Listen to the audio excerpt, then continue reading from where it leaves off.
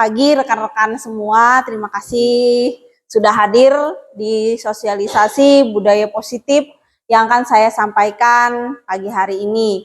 Budaya positif ini merupakan salah satu topik modul di pendidikan guru penggerak angkatan 10 modul 1.4, di mana pengembangnya ada Andri Nurcayi, Diah Samsiati, dan Ibu Murti Ayu Wijayarti. Next, saya akan menyampaikan pengertian budaya positif itu. Nah, lanjut. Next.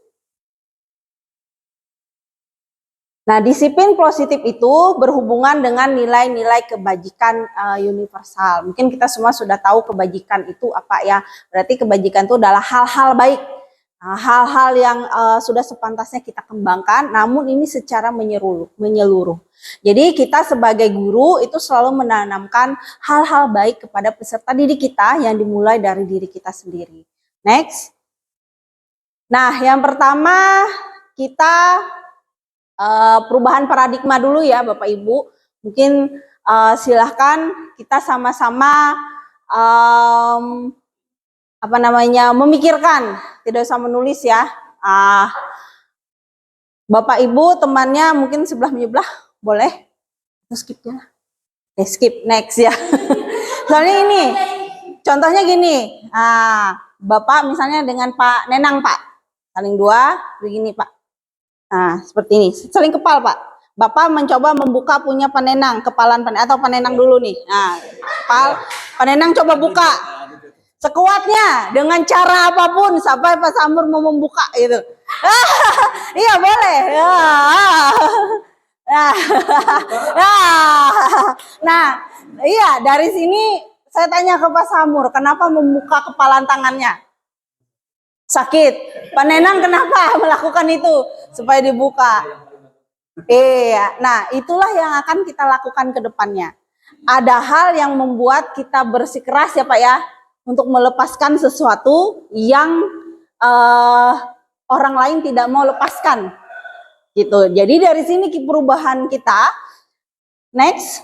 Nah, itu kan tadi harusnya bisa menggunakan apapun caranya gitu ya. Penenang tadi menggunakan ya menyakiti gitu ya kan. Nah, kita masuk pada teori kontrol Pak, ilusi kontrol tadi, di mana penenang mengontrol Pak Samur dengan melakukan upaya lain supaya Pak Samur bisa membuka kepalan tangannya. Di mana penenang tadi melihat dia dengan caranya itu bisa membuat Pak Samur membuka kepalan tangan. Berarti kontrolnya di mana? Penenang kan? Nah, disinilah kita sebagai guru mengontrol. Apakah kita menggunakan cara keras itu sampai peserta didik kita bisa mengikuti cara kita atau ada cara lain? Jadi kontrol itu cara kita bagaimana kita bisa memperlakukan peserta didik kita yang disukai oleh peserta didik, yang peserta didik merasa tidak terancam, teraniaya, tersakiti. Tadi Pak Samur tersakiti tidak? Tersakiti ya. Nah itu, oke, next. Bahwa kita tuh orang dewasa tuh, oke, sampai di sini. Nah, orang dewasa itu kan punya kontrol. Penenang tahu bagaimana cara untuk membuat Pak Samur membuka lengannya. Berarti penenang sudah punya kontrol. Dia tahu kontrol emosi orang di mana, sakit. Nah, itu. Jadi sesungguhnya guru itu memiliki kontrol. Di sini kita gunakan stimulus respon dan teori kontrol atau pilihan. Di mana kita mencoba mengubah orang agar berpandangan sama dengan kita. Ini respon yang kita inginkan. Ini respon yang kita coba. Begitu. Kemudian kontrolnya kita berusaha memahami pandangan orang lain tentang dunia. Di mana kita berusaha untuk mengubah orang lain itu sependapat dengan kita, pasti kita gunakan dengan cara apapun. Entah dengan merayu, entah dengan memberikan bukti-bukti atau hal-hal. Nah, kemudian jika stimulus responnya adalah perilaku buruk yang dilihat sebagai suatu kesalahan, tetapi kita sebagai seorang guru itu harus punya Teori kontrol atau pilihan di mana semua perilaku itu pasti ada latar belakang dan tujuannya. Pak Nenang tadi mencoba membuka tangan kepalaan Pak Samur. Tujuannya apa? Untuk terbuka ya Pak? Iya, itu tujuannya. Tapi dengan cara diremes gitu ya Pak ya. Nah itu. Jadi kita itu sebagai guru, kita mau mengajak peserta didik kita mencapai satu tujuan. Dengan cara apa kita? Kita bawa. Begitu.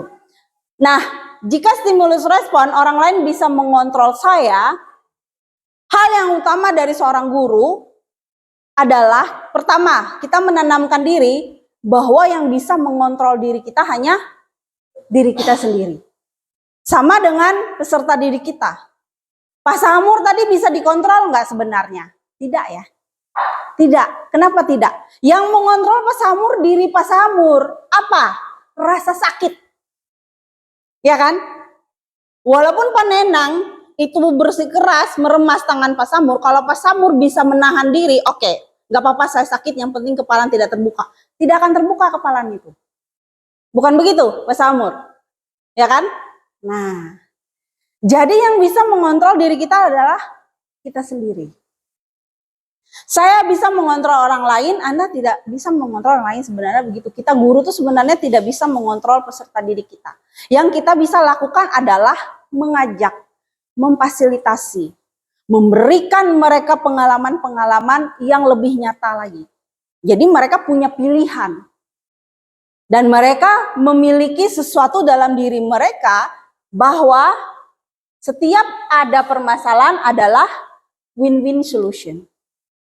Jadi tidak ada masalah yang memberhentikan dia untuk stop di situ, tapi selesaikan apa yang sudah menjadi tujuannya. Next. Nah, di sini disiplin positif berdasarkan teori kontrol atau teori pilihan dari William Glass. Di sini bisa terlihat Anda tidak bisa mengontrol orang lain yang bisa mengontrol Anda. Oke, kita kembali sambil diingat ya. Kasus Pak Samur dan Pak Nenang tadi. Siapa sebenarnya yang bisa mengontrol itu ya Pak ya? Nah, kita bisa lihat bahwa teori kontrol itu kita tidak bisa mengontrol orang lain supaya kita bisa orang lain tuh ngikut kita tuh nggak bisa. Ya, masing-masing orang itu memiliki kontrol dirinya. Dan kemudian semua perilaku itu pasti memiliki tujuan. Lalu, model berpikir win-win solution dan kolaborasi tadi untuk menciptakan pilihan-pilihan baru. Nah, di situ kemudian realitanya atau teori kebutuhan setiap manusia itu berbeda. Di mana kita selalu berusaha mencoba memahami diri orang lain. Dia kebutuhannya apa? Berarti dia punya tujuannya apa? Jadi itulah kita sebagai guru yang akan kita lakukan ke peserta didik kita. Hal awal di mana kita tidak bisa mengontrol orang lain. Di sini akan terlihat adanya makna disiplin. Yang semuanya pasti akan berhubungan dengan teori kontrol perilaku yang memiliki tujuan, win-win solution berdasarkan kolaborasi dan kebutuhan. Itu pasti ada hubungannya, di mana makna disiplin itu merupakan kita belajar kontrol diri, di mana kita bisa menggali potensi kita, ya. Lalu kita menjadi sesuatu atau menjadi seseorang yang kita inginkan berdasarkan nilai-nilai yang kita hargai. Nilai-nilai yang kita hargai itu apa? Nilai-nilai kebajikan,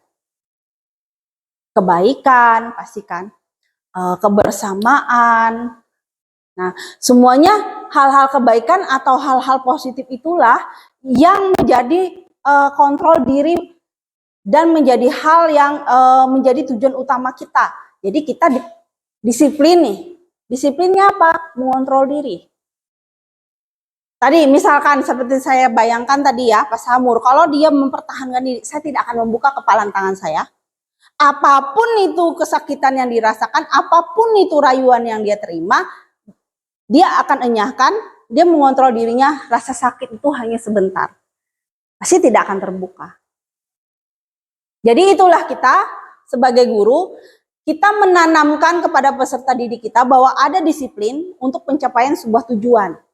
Berdasarkan tadi posisi kontrol ini. Nah, kita nanti lebih lanjut membahas tentang 5 posisi kontrol ini. Nah, teori motivasi ini berhubungan dengan perilaku yang memiliki tujuan. Karena pasti jika kita bisa mengontrol diri sendiri, kita akan menjadi seseorang yang menggali potensi kita, punya kontrol diri, dan akhirnya kita punya motivasi untuk mencapai tujuan kita. Teori motivasi tadi. Pertama, untuk menghindari hukuman. Kalau misalkan Pak Samur saya sebutkan dengan Pak Nenang, ayo siapa yang membuka kepalan tangannya saya hukum. Mungkin Pak Samur akan tetap menahan kepalan tangannya. Karena apa? Karena takut dihukum. Ya, nah itulah motivasi. Kemudian yang kedua, untuk mendapatkan imbalan. Nah, Pak Samur oke, tadi sudah buka tangan, tidak membuka tangannya saya kasih kue, gitu kan. Itu imbalan. Imbalan itu berupa apresiasi, ujian ataupun reward. Jadi semua perilaku kita tuh pasti punya tujuan. Ya, dari tujuan itu kita berangkat dengan motivasi. Selanjutnya adalah kita punya tujuan untuk menghargai diri sendiri. Supaya kita tidak dipandang lemah, tidak dipandang remeh. Mungkin gitu ya klasiknya. Nah, itulah yang akan mengangkat kita mencapai tujuan kita. Selanjutnya, dasar-dasar itu adalah untuk kita bisa mengontrol diri kita, bisa mengangkat potensi diri kita dengan kita menerapkan nilai-nilai kebijakan atau universal ini. Nah, semua ini kita terapkan di keyakinan kelas. Nah, contoh keyakinan kelas itu adalah keyakinan kelas itu berbeda dengan aturannya. Kalau aturan kita sudah punya, sebentar saya ada contoh, kita sudah punya aturan ke sekolah harus pakai sepatu, itu aturan. Kalau di kelas kita punya keyakinan. Contohnya adalah misalnya gini. Sebelum kita berpertemuan, kita akan menyampaikan dengan peserta didik. Anak-anak, sebelum kita masuk, kita keyakinan dulu. Kelasnya mau apa? Gimana kelasnya selama proses pembelajaran? Mau kelasnya rapi, bersih, ada yang boleh datang terlambat, ada boleh nggak yang ada datangnya terlambat, nggak dihukum. Pasti keyakinan kelas itu kita sampaikan. Kemudian yang kita ambil adalah budaya-budaya positifnya, bahwa di kelas itu harus memperhatikan guru. Nah, di kelas itu ada selalu menjaga kebersihan. Di kelas itu selalu datang tepat waktu. Jadi ada keyakinan itu dari diri pribadi, di mana keyakinan ini tidak hanya guru, tapi berasal dari murid. Jadi siapa yang melanggar, muridnya harus punya tanggung jawab karena itu keyakinan bersama-sama. Jadilah itulah tadi bahwa kontrol diri ini di kelas kita untuk dituangkan di keyakinan kelas ini supaya mereka bisa mengontrol diri mereka, selalu menjaga kebersihan, selalu datang tepat waktu, tidak ngobrol sendiri, tidak main HP saat pembelajaran. Nah, disinilah kunci dari nilai-nilai kebajikan universal yang kita tuangkan bersama peserta didik kita di keyakinan kelas. Oke, selanjutnya di sini 5 posisi kontrol oleh guru. Ada 5 posisi kontrol guru. Yang pertama sebagai penghukum pembuat rasa bersalah. Tadi saya sampaikan Pak Samur kalau melepaskan kepalan tangannya saya hukum loh. Nah, saya sebagai penghukum. Kemudian kontrol yang kedua, pembuat rasa bersalah. Misalkan tadi, Pak Samur sudah melepaskan kepalan tangan, saya sampaikan, Pak Samur kok gitu sih ngelepasin tangannya? Emang Pak Samur nggak merasa kalah dengan Pak Nenang? Harusnya Pak Samur jangan gitu dong. Pak Samur kan tahu kekuatan Pak Samur di mana. Kemudian Pak Samur merasa dirinya bersalah. Bersalah dengan siapa? Dirinya sendiri. Contoh dengan murid kita, dia datang terlambat. Terus kita bilang, kamu nggak malu dengan teman-temanmu yang lain selalu datang terlambat? Kamu nggak malu datang terlambat ke kelas dengan keadaan seperti ini orang sudah belajar? Nah, bolehkah kita sebagai guru, sebagai penghukum atau pembuat bersalah, rekan? Bapak Ibu? Boleh. Baik, kita bahas nanti lagi ya. Jawabannya kita kunci boleh.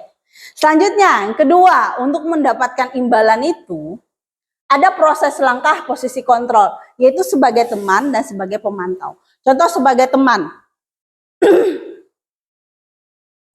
ada anak terlambat ke sekolah. Kemudian gurunya bilang, ketemu sama gurunya bilang, aduh kamu ini terlambat terus. Ya udah nggak apa-apa terlambat. Ya udah masuk sana. Kalau kamu dicariin bilang aja diperbolehkan bapak ya, diperbolehkan ibu ya masuknya. Nggak apa-apa, udah masuk aja. Atau lagi ulangan, dia mengawas. Dia bilang, oh ya udah nggak apa-apa, contek aja nggak apa-apa, santai aja kita. Itu teman. Kenapa posisi teman? Dia memberikan sesuatu yang diinginkan oleh peserta didik, tapi sebenarnya melanggar kode etik guru. Gitu. Selanjutnya sebagai pemantau. Namanya juga pemantau ya, kita memantau. Kita lihat, jadi kamu ya yang selama ini selalu datang terlambat. Baik. Jadi begitu ya kamu ya, datang terlambat terus. Atau saya perhatikan setiap ulangan kamu ini menyontek terus nih. Buka HP terus. Itu pemantau. Dari kalimatnya sudah berbeda. Dari caranya sudah berbeda. Selanjutnya sebagai manajer. Di mana guru itu memanajemen peserta didiknya dalam setiap perilakunya. Jadi tidak memarahi, tidak menghakimi, namun tidak juga mempersilahkan. Seperti kontrol teman. Manajer ini menyampaikan dia harus menerima imbalan dari keterlambatannya. Imbalannya itu apa? Guru memberikan konsekuensi. Contoh dia terlambat terus nih datang ke sekolah. Kemudian gurunya menyampaikan, ada apa kamu terlambat ke sekolah? Alasannya apa? Jadi sebagai manajer dia akan menanya dulu. Dia akan meyakinkan dulu peserta didik ini, dia itu salah. Kemudian akan dicarikan solusinya bersama-sama. Kamu terlambat terus kenapa? Kamu tahu nggak terlambat? Iya. Kenapa terlambat terus? Alasannya apa? Lalu solusinya apa nih kamu terlambat terus? Gimana nih? Jadi solusinya tuh bukan gurunya yang memberikan, tapi gurunya itu berusaha menggali dari peserta didiknya rasa tanggung jawabnya yang harus dia tebus. Kalau misalkan selama ini, ya Bu saya terlambat, saya siap mengerjakan PR, saya tinggal kelas selama jam istirahat. Kan itu melanggar hak anak untuk rileks, istirahat. Gunakan cara yang lain. Cara yang lebih manusiawi. Selanjutnya, semua ini 5 kontrol ini ya itu dilakukan berdasarkan dari segitiga restitusi. Karena untuk manajer ini tadi berdasarkan dari segitiga restitusi. Seperti yang saya tanyakan awalnya, tahu nggak kamu terlambat? Iya. Berarti menstabilkan identitas dia adalah murid yang datang terlambat. Kemudian ditanyakan lagi, kenapa terlambat terus?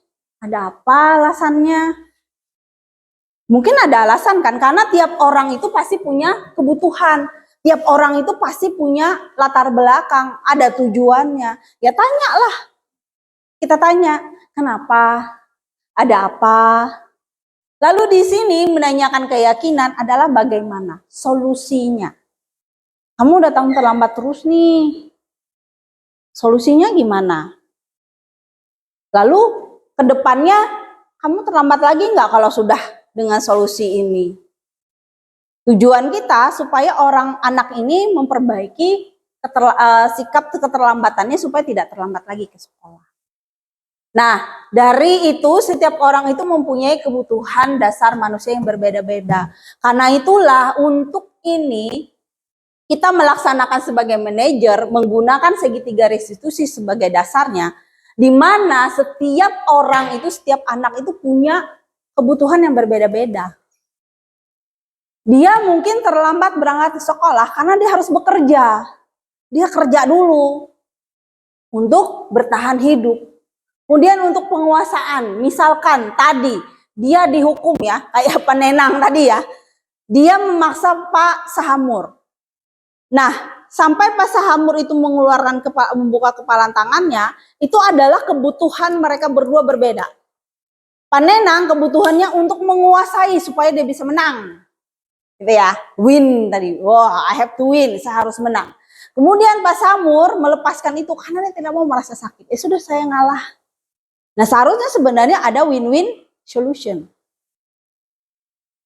Gitu. Tapi kalau bukan berarti harus sama-sama bertahan begitu ya, bukan sama-sama menyakiti diri, itu bukan juga.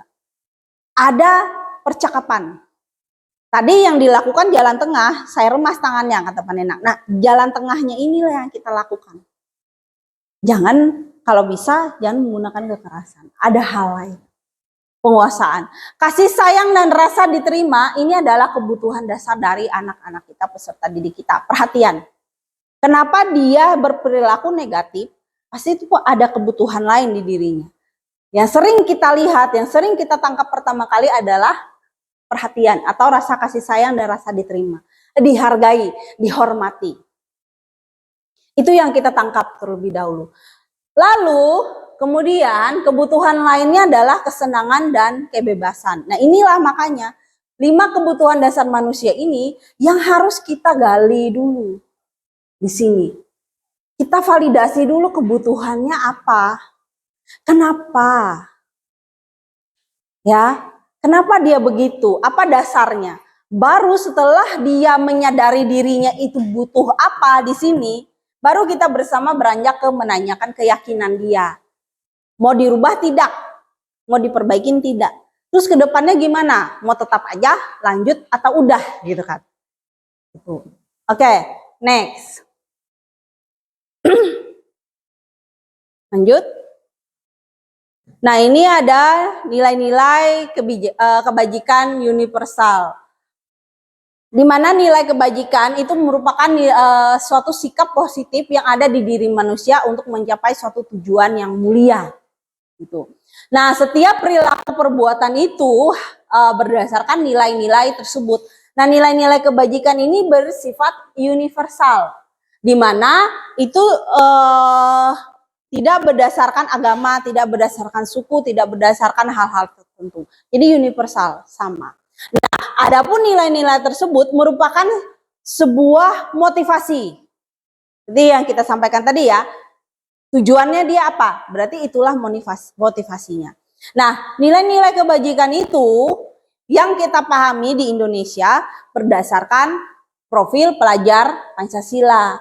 Di mana yang pertama adalah beriman dan bertakwa pada Tuhan Yang Maha Esa, mandiri, bernalar kritis, berkebinekaan global, bergotong royong, dan kreatif. Inilah semua yang kita laksanakan di sekolah dan terutama di P5.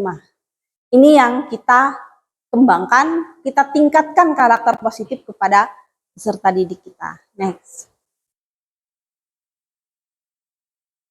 Next. Nah, kita akan memahami bersama apa itu teori motivasi, hukuman, penghargaan, dan restitusi tadi. Next.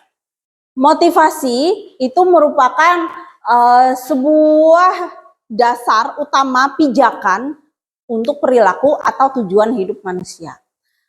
Pertama, ada motivasi eksternal, ya, di mana untuk menghindari ketidaknyamanan atau hukuman.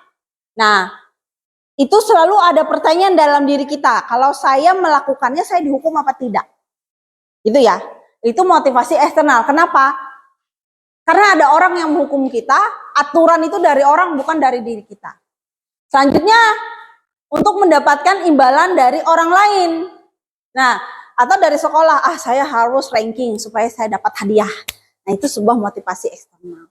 Selanjutnya, tujuan dari disiplin positif itu sebenarnya berasal dari diri atau motivasi internal. Di mana kita tidak terlambat untuk menghindari hukuman karena menghargai diri sendiri. Supaya kita tuh tidak dihukum, supaya kita tuh tidak malu dengan teman-teman, supaya kita tuh punya harga diri lah gitu. Orang yang layak dihargai gitu. Nah, itu adalah kebutuhan dari perhatian tadi. Kasih sayang, dia punya tujuan hidup lagi lebih baik lagi. Next. Nah, untuk itulah kita masuk kepada merdeka belajar itu. Merdeka sebenarnya tuh apa? Artinya merdeka itu kita tidak hanya lepas dari perintah, tetapi juga cakap untuk memerintah diri kita sendiri. Itulah merdeka sesungguhnya. Lalu dihubungkan dengan merdeka belajar adalah dalam proses pembelajaran kita memanusiakan diri kita sebagai manusia. Tanpa diperintah kita melakukan apa yang seharusnya kita lakukan sebagai tugas dan tanggung jawab kita. Tanpa harus mikir, oh nanti saya dihukum nggak gini, nanti saya gini karena ini. Ada kesadaran diri. Nah, juga untuk itu kita memerintah diri sendiri. Kadang kita malas ya ngerjain tugas atau apa, deadline, nilai lah misalnya. Kita memerintah diri sendiri kita adalah, ayo cepat nilai, kerjakan. Jangan malas-malas, jangan scrolling HP terus, jangan main medsos terus, ayo cepat nilai. Jangan ngarepin orang. Nah, itu cara kita memerintah diri kita. Next. Nah, misalkan kita taunya ada hukuman, tapi di sini bahwa ada penghargaan yang sebenarnya adalah hukuman. Contoh ya, saya izin mohon maaf sebelumnya Wakasis. Kita di kurikulum 2013 itu masih ada perankingan, ya, bukan gitu ya? Ya. Kalau di Kurmer apakah ada perankingan? Tidak. Karena itulah kenapa perankingan itu tidak ada? Karena anak-anak itu, manusia itu dia punya kebutuhan sendiri, dia akhirnya punya minat bakatnya sendiri berdasarkan tujuan yang dia punya. Kalau anak ini tidak jago di IPA, jangan remehkan dia. Siapa tahu dia jago di seni. Dia jago mengukir sebuah patung, dia jago mungkin melukis. Nggak bisa kita menilai ya semua itu sama. Contoh gini, kita bandingkan monyet, gajah, anjing, kucing untuk perlombaan memanjat pohon. Siapa yang juara? Pasti monyet. Karena apa? Hari-hari dia manjat pohon, gitu. Gajah disuruh manjat pohon, yang ada pohonnya dia hancurkan. Nah, itu nggak bisa kita samakan itu. Bukan berarti kita nyamain anak-anak didik kita ini dengan monyet gajah tadi ya, tidak. Tapi kita melihat kita sebagai manusia, kita manusiakan diri kita sendiri. Yang pertama adalah dengan berpikir merdeka. Bahwa semua orang itu punya kebutuhan, semua orang itu punya kebutuhan yang pantas untuk dihargai. Dia tidak suka IPA, dia sukanya menari. Dia tidak suka pelajaran ekonomi, tapi dia sukanya menyanyi. Bisa kita bandingkan itu semua, dinilai? Enggak. K13, aspek yang dinilai adalah pengetahuan dan keterampilan. Sedangkan di kurikulum merdeka tidak ada. Semuanya dinilai. Jadi tidak hanya dua, semuanya dinilai. Jadi anak itu punya kecerdasan sendiri dan masing-masing. Ada 7 kecerdasan sebenarnya. Jadi saya dan Ega tidak bisa disamakan. Kenapa? Bu Ega pintar nari, saya nggak bisa nari. Bu Ega kreatif dalam memikirkan bagaimana tari, bagaimana pakaian dan segala macam dalam bidang seni. Saya disuruh seperti itu tidak sama. Bisa bandingin saya sama Ega? Biasanya kalau kita ya, coba dong kayak Ega. Dia bisa nari, bisa ini. Ya gimana? Badan saya kaku disuruh nari gimana? Betul kan? Nah, penenang disuruh nari, gimana penenang? Aduh, menyerah. Nah itulah kita aja ya, guru aja punya perbedaan, punya bakat, punya kemampuan yang berbeda-beda, nggak bisa disamakan. Pak Grit jago bahasa Inggris, nah disainginlah dengan Utami, mungkin bisa. Kenapa? Sama-sama bahasa Inggris. Lalu bagaimana kalau mereka berdua disaingin dengan Bu Eka? Bu Eka sudah matematikanya pakai faktor, bisa nggak? Berdua. Mampu tidak Pak? Akar aja Pak. Akar dari 3.645, Pak. Mampu tidak Pak? Cepat mikirnya Pak. Hitung gini. Pasti menyerah ya. Nah, itulah kita ada perbedaan. Kita sendiri punya kebutuhan, punya perbedaan. Karena itulah kita kuliah pun jurusannya masing-masing sesuai dengan bakat minat dan kemampuan kita. Nah, peserta didik kita ini kita persiapkan seperti itu dari awal masuk ke SMA ini. Dia kemana, dia kemana, dia kemana. Berkelompok bisa jadi. Pribadi sendiri bisa jadi. Kan bakatnya beda-beda. Gitu. Nah, jadi kenapa dalam perankingan itu sebenarnya adalah sebuah hukuman. Anak-anak oke. Yang juara 1 di list dapat hadiah. 1, 2, 3. Terus teman-teman yang nggak dapat ranking gimana perasaannya? Merasa dirinya tidak berharga. Tidak dihargai, tidak dihormati, tidak diperhatikan. Yaitu tadi, ranking 1 berdasarkan apa? Jago matematika. Nangis Ega. Kenapa? Ega nggak mampu matematika. Lalu, juara 1 menari. Maju Ega. Eka gimana? Masa Eka mau nari sendiri di depan? Hanya demi dapat penghargaannya kan? Piala? Kan nggak mungkin. Memaksakan sesuatu yang dari awal tidak ada di diri kita. Next. Lanjut. Nah, jadi kita tuh wajibnya memberikan apresiasi. Di mana apresiasi ini bisa kita lakukan secara khusus. Misalnya kayak Ega ya. Ega cuman bisa nari, nggak bisa yang lain gitu. Tapi kita apresiasi, keren deh Ega. Terima kasih Ega ya. Sudah bisa membantu kita di sini mengajarkan menari bla bla bla gitu ya. Secara khusus. Ya. Kenapa? Karena itu bakatnya secara khusus. Ya. Selanjutnya, secara pribadi, nggak usah di depan orang banyak. Saya sama Ega aja saling ngomong. Terima kasih ya Ega. Terima kasih ya Bu Eka sudah mengajarkan matematika dasar yang luar biasa ke peserta didik. Berdua aja, nggak usah orang lain tahu. Nggak apa-apa. Atau ada orang lain tahu, melihat, tapi saya secara pribadi berbicara dengan Bu Ega dan Bu Eka. Nah, ini pengakuan ini kepada murid mungkin sering ya gitu. Bu Eka kemarin udah cerita, ada anak yang kurang aktif di kelasnya, tapi ketika Bu Eka berusaha memancing motivasinya, anak ini bisa melakukan jawaban yang benar, Bu Eka melakukan apresiasi. Hanya dengan, bagaimana Bu Eka? Kata-katanya. Kata-katanya. Kenapa mesti ragu menjawab padahal jawabannya benar? Itu sudah bagus. Nah gitu aja kemarin. Katanya bagus. Anak itu langsung gitu ya, naik nih moodnya, motivasinya naik. Kemudian dia kalau moodnya bagus, motivasinya bagus di kelas itu, dia akan senang belajar matematika. Nah, dia akan paksa dirinya untuk mencapai potensi dia yang awalnya ragu-ragu, tapi ketika keraguan itu, ketika potensinya itu dia keluarkan, diakui, dihargai, dihormati, dia menjadi semakin keluar. Wow. Ya. Nah, untuk pengakuan itu, apresiasi ini, kita itu harus konsisten. Jadi nggak cuma sekali pertemuan ini, besoknya, bungul banari kami. Gitu ya kan.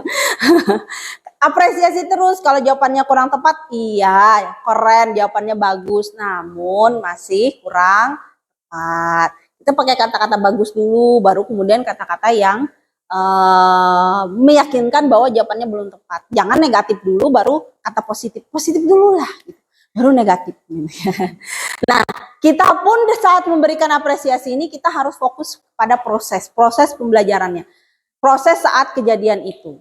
Jadi jangan kalau sudah keluar dari kelas baru dia puji di luar. Jadi ibaratnya euforianya hilang gitu.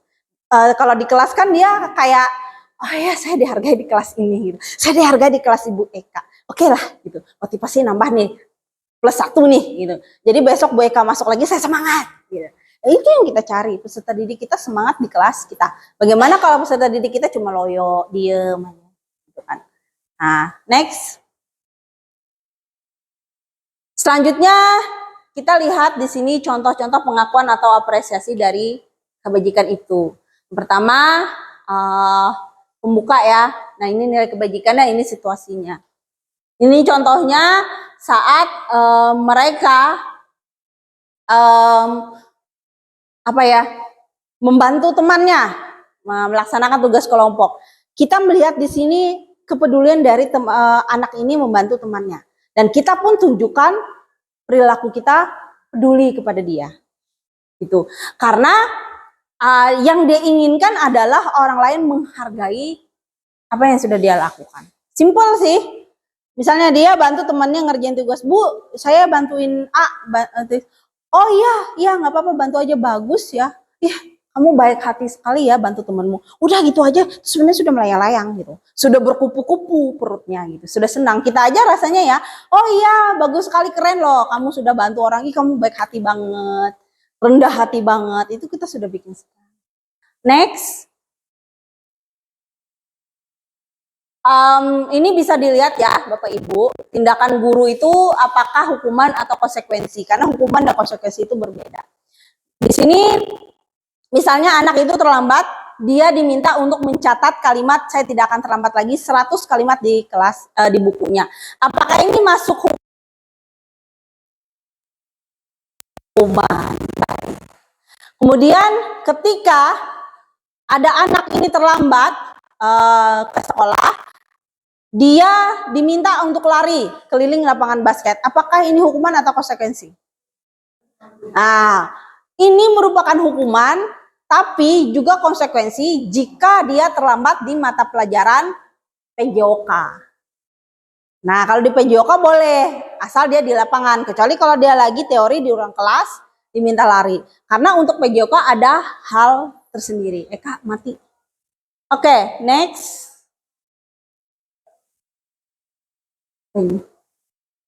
Nah, ini hukuman, tapi bisa jadi konsekuensi untuk guru PJOK ya, kalau dia saat pembelajaran PJOK. Next. Nah, itu konsekuensi untuk PJOK. Nah, lari mengiring basket karena terlambat untuk pelajaran PJOK, dia masuk ke konsekuensi. Oke, next. Next, Bu.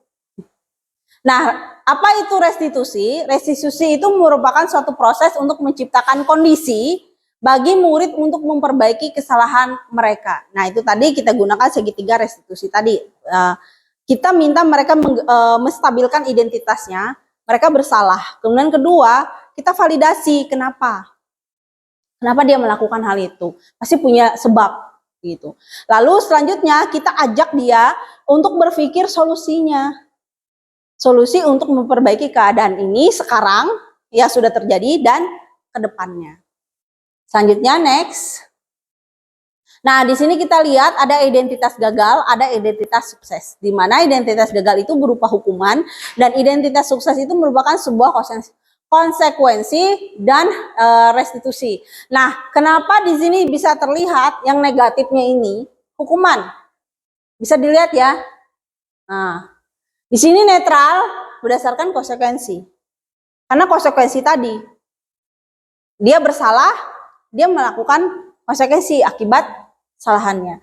Namun jika dengan restitusi, anak ini akhirnya tidak hanya menyadari dirinya, tapi memperbaiki kesalahannya untuk ke depannya. Jadi inilah tujuan kita, supaya anak itu bisa berkarakter positif berdasarkan profil pelajar Pancasila. Dimulai dari siapa? Dari guru. Next. Next. Nggak bisa. Nah, ciri-ciri restitusi itu ada 9.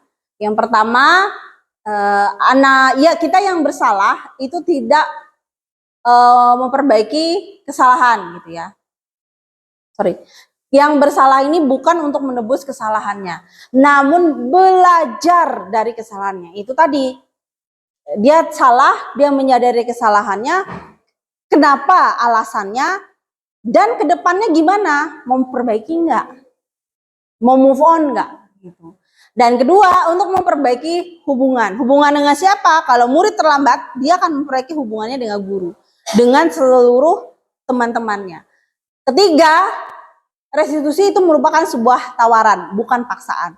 Bukan dengan kamu terlambat, kamu harus tinggal di kelas mencatat pelajaran. Itu hukuman, aturan. Kalau restitusi tidak, kamu maunya gimana? Nih, untuk memperbaikinya supaya hubungannya baik lagi nih, gitu. Tanya. Ya. Lalu restitusi itu untuk menuntun kita, menuntun peserta didik kita untuk melihat lebih ke dalam diri kita. Di mana kita mencari kebutuhan dasar kita tadi yang mendasari tindakan yang sudah dilakukan oleh kita maupun peserta didik kita. Nah, restitusi diri itu adalah cara yang paling baik di mana fokusnya pada karakter, bukan tindakan. Karakter. Jadi karakter ini dia terlambat, penyebabnya apa? Bukan tindakan dia lambatnya, bukan. Orang terlambat pasti punya alasan. Nah, itu yang kita kejar. Bukan tindakan dia lambatnya. Paham nggak sih? Kamu terlambat, masuk kelas. Pukul. Kan ada tuh iklannya atau videonya dipukul. Nggak tanya alasannya kenapa. Semua orang kan punya kebutuhan, punya alasan lah yang pasti. Nah, restitusi itu fokus pada solusi. Yang hasilnya dari, bisa kita lihat dari keyakinan tadi. Nah, kemudian restitusi ini akan mengembalikan murid yang berbuat salah. Dia salah nih, dia akan kembali ke kelompoknya. Tidak ada lagi perasaan bersalah, tidak ada lagi perasaan minder. Kenapa? Karena dia menyadari kesalahannya dan dia bersedia memperbaiki kesalahan ini. Next. Oke, ini contoh dari keyakinan kelas. Lanjut. Nah, ini keyakinan kelas ya. Kita bisa lihat, kenapa kita wajib pakai helm? Kenapa, Bu Tami? Keselamatan. Kedua, mengapa kita memiliki peraturan 3M? Pakai masker, cuci tangan, menjaga jarak 1,5 meter untuk keselamatan juga kan? Iya. Jadi, next. Nah, itu merupakan motivasi intrinsik dari dalam diri. Supaya apa? Memang awalnya kita ditekan harus pakai helm SNI. Nah, kemudian itu menjadi kewajiban di diri kita yang akan kita tanamkan. Kenapa? Karena itu keselamatan kita. Tuh naik motor kalau tiba-tiba jatuh atau apapun yang terjadi, geger otak meninggoy kita. Gimana? Lalu untuk zaman-zaman pandemi kemarin, kenapa kita harus pakai masker, harus cuci tangan, harus jaga jarak dengan orang lain? Untuk diri kita kan, bukan untuk orang lain juga gitu. Untuk diri kita dulu yang pertama. Kita sehat dulu nih, kita hargai diri kita sendiri. Nah itu. Nah budaya positif itu merupakan hal yang terjadi dalam lingkungan yang positif, akan muncul dia. Yang pertama yang kita lakukan itu adalah peraturan kelas. Memang ada peraturan di kelas, tidak boleh makan di kelas.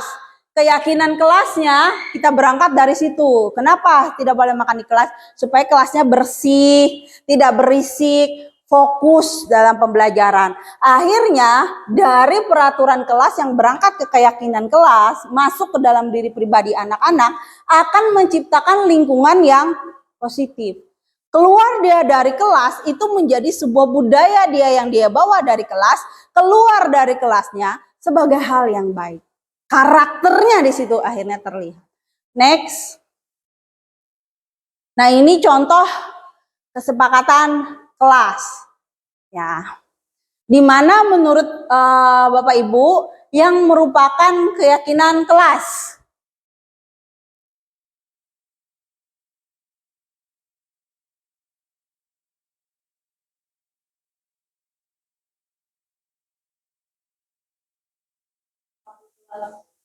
Kenapa? Yang mana?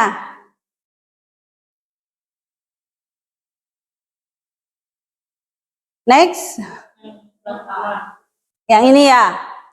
Yang kiri siapa? Oke, next. Nah, dari pendalaman tersebut kita melihat dari tabel T dan Y. Ini tabel T ya. Ini Y. Atap ya, kalau kami menyebutnya atap, di mana back dulu Bu Eka kesepakatan tadi. Nah, ini sebenarnya semuanya adalah kesepakatan kelas yang merupakan keyakinan kelas. Berasal dari peraturan, berasal dari kesepakatan kelas. Keyakinan kelas itu berasal dari kesepakatan guru dan peserta didik. Nah, ini semua adalah keyakinan kelas. Ya, next aja.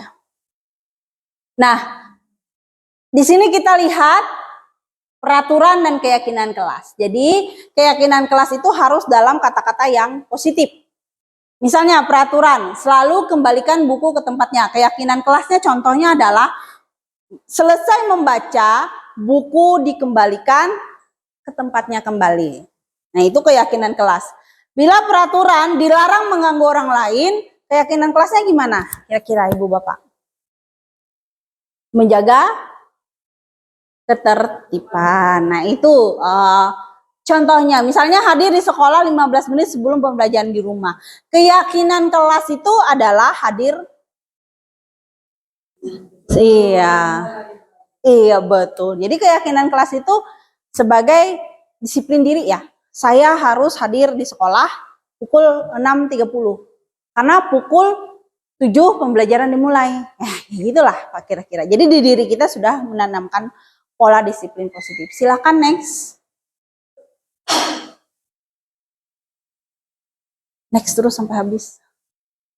Nah, ini kebutuhan dasar manusia. Tadi kita sudah menyampaikan kebutuhan dasar manusia itu apa berdasarkan dari tindakan yang sudah dia lakukan. Jadi semua tindakan manusia itu punya kebutuhan. Latar belakangnya, sebabnya, dan tujuannya untuk apa. Pasti kebutuhan dasar manusia inilah yang selalu dituju gitu ya untuk manusia itu ini. Next. Nah, 5 posisi kontrol tadi kita bisa lihat. Next. Nah, ini ya Bapak Ibu. Nah, sebagai penghukum itu bagaimana? Nah, identitas gagal itu adalah penghukum dan pembuat rasa bersalah. Di mana guru itu selalu untuk penghukum menghardik, menunjuk-nunjuk, menyakiti, menyindir. Nah, itu budaya negatif. Nah, itu identitas gagal, di mana kontrol itu berupa dari luar. Nah, pembuat rasa bersalah itu berceramah. Misalnya gini, seharusnya kamu gini deh. Atau kecewa deh ibu lihat kamu seperti ini terlambat terus. Itu pembuat rasa bersalah. Jadi bagusnya bagaimana nih supaya kita bisa membuat peserta didik kita itu menjadi orang yang menghargai dirinya sendiri, itu yang utama. Kita bisa menggunakan sebagai teman dan atau sebagai pemantau. Tapi lebih baiknya setelah kita masuk di sini ya, karena pola kita dalam mengontrol anak-anak itu berbeda. Gitu. Jadi kalau bisa baiknya di awal ini sebagai teman dulu, kita cari dulu masalahnya, akar masalahnya apa. Lalu kemudian kita memantau dia, melihat dia melakukan terus enggak. Lalu selanjutnya kita berperan sebagai manajer. Kita menggunakan segitiga restitusi tadi. Kita yakinkan dulu posisi dia bersalah atau benar, validasi kenapa, mengapa, baru kita tanyakan bagaimana. Next. Nah, ini contoh ya, tugas, lanjut aja. Lanjut. Nah, segitiga restitusi, lanjut. Nah, ini segitiga restitusi. Di mana yang pertama dasarnya kita stabilkan identitasnya dulu, kemudian kita validasi kebutuhan, lanjut dia menyatakan keyakinan. Di mana menstabilkan identitas ini semua orang pasti pernah melakukan kesalahan. Kalau anak kita itu saat kita tanya, dia tidak mau jawab, kita bilang gini. Iya, kesalahan itu wajar. Manusia mana sih yang selalu benar? Ibu juga pernah salah. Gitu. Jadi itu akhirnya membangkitkan dirinya, percaya dirinya untuk bercerita ke validasi kebutuhan ini. Dia menceritakan kenapa sebabnya. Jadi awalnya kita tanya dulu salahnya, di mana salahnya. Lalu kalau dia tidak, kalau dia sungkan, masih belum mau menggali dirinya, ya kita sampaikan. Dia nggak sendiri loh yang salah gini. Banyak kok yang kegini. Tapi alasannya kenapa pasti beda-beda. Gitu aja. Kita lanjut aja percakapan kita. Baru kemudian kita stabilkan. Setelah kita stabilkan, kita validasi kebutuhannya apa sih sebenarnya. Tujuannya apa? Kebutuhannya apa nih? Gitu. Kita lihat dia kemana gitu ya. Arahnya dari 5 kebutuhan dasar itu dia kemana. Kalau kita sudah tahu dan dia sadar itu kebutuhannya, baru kita menyatakan keyakinannya. Oke, tujuanmu adalah ingin dihargai. Lalu bagaimana caramu supaya tidak terlambat lagi ke sekolah? Untuk memperbaiki kesalahanmu ini, untuk tidak melakukannya lagi ke depannya apa? Kita yakinkan itu, janji ya, bener ya. Next. Nah, ini contoh menstabilkan identitas. Berbuat salah itu manusiawi. Kita semua pernah salah. Ada di sini yang benar semua? Ya enggak. Jadi kita jangan menghakimi, jangan langsung memandang orang itu salah. Anak ini salah, keterlaluan salahnya, luar biasa salahnya. Nggak bisa. Kenapa? Dia hanya akan semakin terpuruk dan terpuruk. Tidak dihargai. Next. Lanjut aja. Lanjut. Oke, lanjut. Baik, Bapak Ibu, sampai direfleksi. Semoga apa yang saya berikan ini bisa merubah paradigma Bapak Ibu, rekan-rekan semuanya.